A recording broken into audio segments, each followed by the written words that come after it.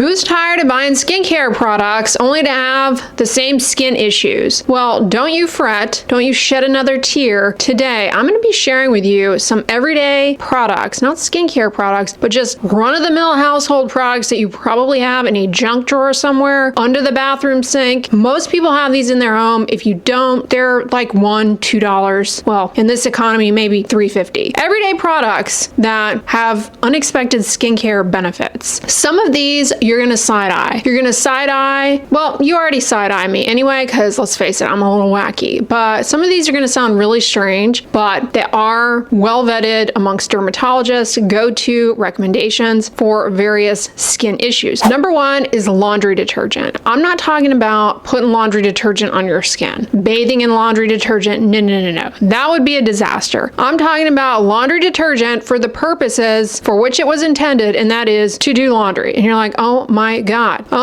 I clicked into this video hoping for unexpected tips only to have this woman tell me I need to be doing my laundry. Yeah, I'm already doing my laundry. What do you expect? I'm not just talking about washing your clothing though. I'm talking about your bedding, your sheets, pillowcases, comforters, and your towels, washcloths. You need to be laundering these at least once a week. Some people get a little slack when it comes to laundering their linens. Your bedding traps dead skin cell debris. Guess what loves that? Dust mites. Dust mites are a common trigger for flare-ups of atopic dermatitis and possibly skin irritation, seasonal allergies. Not just dust mites though. Did you know another type of mite naturally lives on our skin? He's supposed to be there, but my gosh, is he a freak? And that is the Demodex mite. Those little face mites that live in our pores, our hair follicles, especially in the eyebrow area, the nose, the eyelashes. Well, they love to snack on dead skin cell debris. That's how they get along with us and how they exist with us. But you can have an overabundance of those and it leads to a variety of skin problems. Rosacea would be number one. Periorificial dermatitis, seborrheic dermatitis, blepharitis, which is eyelid inflammation, dry rosacea, otherwise known as pityriasis follicularum. Looks like you've got these little white threads coming out of your hair follicles, kind of gives the skin a sandpaper-like texture. All of those things are caused by or aggravated by, associated with too many Demodex mites. Not regularly laundering your bedding can favor overabundance of Demodex. Your towels also can be re-inoculating you with various skin infections that you might be attempting to clear up, such as ringworm or staphylococcal folliculitis. Looks like acne, but it's these little itchy pus bumps, maybe on your thighs, your legs, anywhere on the body, oftentimes on the rear end. You gotta be washing not just your towels, but your washcloths as well. Item number two, household bleach. You're going, oh gosh, here she goes again, telling us the obvious. We need to be washing our clothes. We already have that. Oh, no. This time, I'm talking about regular household bleach, not for the purposes of laundering clothing, although helpful there as well, but to do a bleach bath. Now you're really looking at me like I've lost my mind. Bleach bath? Bathing in bleach? Well, no, not just straight up bleach. A dilute bleach bath can actually be a game changer for flare-ups of atopic dermatitis, because a lot of times patients who have atopic dermatitis, they have an impaired skin barrier, they become colonized with staph bacteria, and that contributes to flare-ups. A dilute bleach bath can help to decolonize that and really help them get over a hump where they are really struggling with flare-ups. Also though, for those of you who are like, yeah, I don't have atopic dermatitis, give me something else. All right. Those of you who get what you think is butt acne or little itchy bumps, folliculitis, again, bacterial infection, staph most often, trickles down into the hair follicle and causes little bumps. Flare-ups of this can happen especially in the summer months if you live in a tropical, humid environment, and laundering your clothing, like I already said, is a game changer, but you doing the bleach bath thing can also really help to remove some of that burden of staph bacteria on the skin. If you go fact checking me in PubMed looking for rigorous clinical trials on this, you're going to find a few, but you're not going to find robust evidence to support doing this, because honestly, researching this is not that straightforward, and it's just kind of one of those things that we found to be helpful and we often recommend. How do you do it? You want to take a half a cup of regular household bleach, not the concentrated stuff, regular household bleach. The measurement is half a cup to a full bathtub's full of water. Or if you only fill the tub halfway, you're going to do do 1/4 cup of household bleach. First, you fill the tub up with lukewarm water, not scalding hot, so steam is coming up. You're going to fill it to your desired fill level, and then you're going to add the bleach, kind of stir it around a bit. Then you're going to get in there, and you're going to soak for 10 to 20 minutes. Do not put your head under the water. Once you have soaked like that, then you're going to drain the tub, you're going to turn the shower on, rinse the skin, and then when you get out, you are going to apply a moisturizer. It can really, really help with not only atopic dermatitis, but those recurrent flare-ups of body breakouts related to staph bacteria, those little bumps. And if you want a full breakdown on folliculitis on the body, you got to check out my folliculitis video because I do a deep dive there and your mind will be blown. Household item number 3. A lot of people don't really have this so much anymore. I do, but I don't honestly use it that much, but sometimes it does come in handy. And that is what we call here in the States, at least, saran wrap, plastic wrap. Saran wrap can be amazing for stubborn areas on the body where you have dry skin. What you're going to do is soak these areas in a bit of lukewarm water, or, just take your regular bath. The water is going to hydrate the dry, rough skin. And then what you're going to do is you're going to get out of the shower, or you're going to get done soaking that area. You're going to pad dry the skin a bit, and you're going to put a layer of petroleum jelly, just regular Vaseline brand or the generic version of 100% petroleum jelly. And then you're going to wrap it with saran wrap and hang out like that. It can be amazing for really locking in hydration and helping to exfoliate away that buildup of dry, flaky stuff. It's great for the heels, your feet, your knees, your elbows, the lower legs. A lot of, not to single anyone out, but a lot of older men, they manage to go their whole lives without using any moisturizer. Okay, moisturizer is a woman thing in their mind. They have never used any kind of moisturizer. And, once they get up there in years, they start to have what looks like dry riverbed sign. It's called, of extremely dry skin, often on the lower legs, an area at baseline prone to dryness. Then with age, it just becomes a lot more common, and they're probably still using that harsh ivory soap, which dries out the skin. So to jumpstart correcting that dry riverbed sign, the saran wrap thing can be a game changer.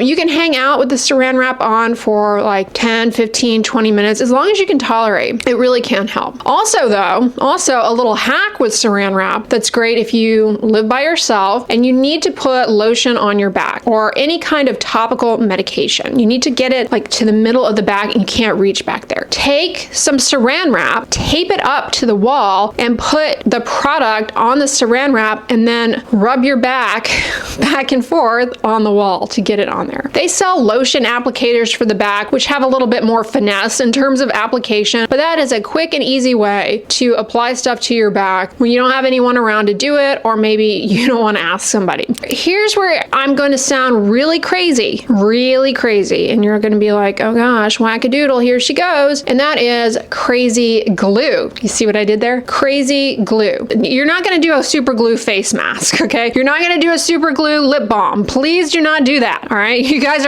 some days you probably hope I do a super glue lip balm, all right? Quit running your mouth so much in these videos. Get to the point. What this can be super helpful for is if you get those painful, dry, cracked fissures, go pretty deep, like on your fingers, your heels, your toes. You put a little drop of the crazy glue down in that fissure, bring the skin together, let that glue dry, and it will help those fissures to heal properly, because the reason they become so stubborn and difficult to clear up is that they go pretty deep, and it's a challenge for the skin to come together. And yes, it is safe to use. But the other crazy hack with crazy glue that I use myself all of the time is for hangnails. So annoying. They're uncomfortable. And when you get one, it is so tempting to just try and chew it off. You don't want to do that. You don't want to do that because it's going to pull back and tear the skin, and you're going to have an area of exposed, raw, vulnerable skin. It's going to be more painful. And, putting your finger in your mouth, saliva, you can introduce bacteria. You can get a paronychia if you just pull it off with your fingers. Like I said, exposed territory, you can get a little infection around the nail. Instead, what you want to do is take your nail clippers, or if you have one of those manicure kits that comes with those scissors that is always like, what am I supposed to do with this? Take that and trim the hangnail. If it's a long flap, trim it, and then take a little drop of crazy glue and glue that little stub down. Same principle of allowing the skin to to heal and come together because you don't have that flap pulling and tugging and causing all sorts of irritation. So by gluing it down, it helps you forget about it, it helps it to heal, and it helps to provide symptomatic relief, making it less painful for you. That's something that I swear by up and down all around town. The other thing most people have on hand, and if they don't have it on hand, you need to have it, is a roll of duct tape. And where duct tape can be really helpful, there's even a small, albeit limited, clinical trial backing this up, is if you get plantar warts on the bottom of your feet. Warts are caused by a virus that gets in through little cracks in the skin. Again, all the more reason to get on top of those fissures. Gets into the little cracks in the skin and it trickles down, it makes its way down to the cells kind of at the bottom of the epidermis, and it lives there and it causes the overlying skin to proliferate abnormally, and that's why you get that mound of wart bump. Provided you don't have any underlying health problems that cause you to have a weakened immune system, you're not on a medication that weakens your immune system, most people's warts will spontaneously go away on their own without any treatment. They're a pain though, and you can get more warts nearby, that little virus spreads around. Well, putting duct tape on a wart and ripping it off, it mechanically exfoliates away some of the wart virus, and it incites that inflammation that brings in the immune system to help clear out the wart. What you're going to do is first soak the wart in lukewarm water for about 20 minutes. Soaking the wart makes that heaped up stuff a lot softer. You're going to take a pumice stone or a nail file and file away the stuff at the surface of the skin so that it is flat. Then what you're going to do is pat dry that area and apply a piece of duct tape. And here's where it gets a little weird. You're going to leave the duct tape on for 6 days. After 6 days, you're going to rip it off. By ripping it off, again, you mechanically exfoliate and you incite the inflammatory response to help it go away a bit faster. The 6 days of it being on there helps to sort of suffocate the wart and also helps limit spread to neighboring areas. After you remove the tape, you're going to soak again, you're going to scrub again with the file or the pumice stone, pat dry, put the tape on, and wait another 6 days. Do the same thing all over again. You're going to keep doing this for 2 months or till it goes away. This will help it go away faster, and it will help limit wart virus spread and the development of more warts in the neighboring area. The next one is something that I highly suggest considering or being tuned into if you develop keloids on your earlobes. A lot of people get these maybe after they've had their ear pierced and they want them treated. They may see a dermatologist who offers to excise them, and that is a great treatment. Once the keloid scar has been cut off and the skin has healed over, then you need to start putting compression on the earlobe where the scar was to prevent that thickening response that leads to the keloid recurrence. Compression earrings that are like two clear plastic plates that latch onto your earlobe. Kind of looks like a little flower press, but for your earlobe. And these are,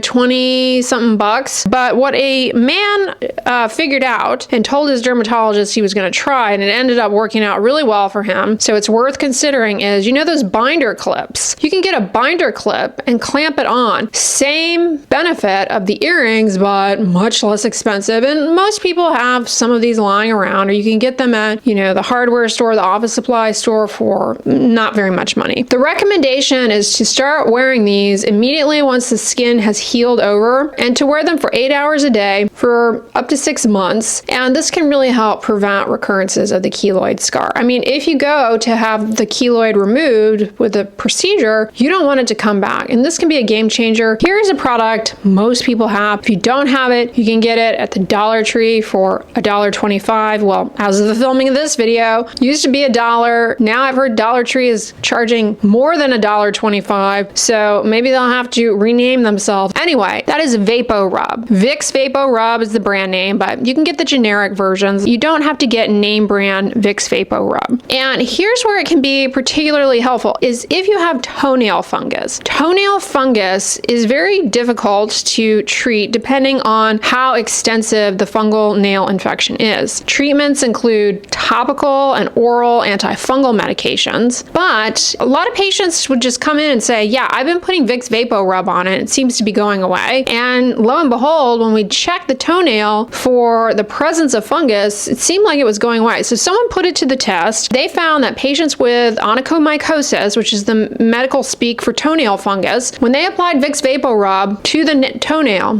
daily. After 48 weeks, many of them, not all, many of them not only had visible clinical improvement that they were happy with, but the fungus was gone. It cured some people's toenail fungus. So that's something you might give a try if you have toenail fungus. It doesn't end up working for everyone. Why might this work in the first place? Vicks VapoRub has a variety of compounds in it, thymol, menthol, which have been shown to have some antifungal properties and may be the explanation here as to why it seems to help. Some people just get improvement in their nail, but it doesn't cure it. So it's still worth trying out. Now, you can be allergic to something in Vicks VapoRub, in which case don't do this. But if you're not, this is a very straightforward, low risk, like why not try it out type of thing. Last but not least is good old-fashioned waxed dental floss. Now, I've pointed this out before, but dental care, dental hygiene should be part of your anti-aging routine. Brushing and flossing your teeth daily should be considered part of your anti-aging routine because it helps with gum health, of course, and ultimately that can impact how the skeleton in your mouth ages, and that has a downstream effect for how your face ages with bone resorption and all of that. But dental floss can also come in clutch if you struggle with ingrown toenails, which are no fun because what happens is the toenail, often because of either the way that the toe is shaped and oriented,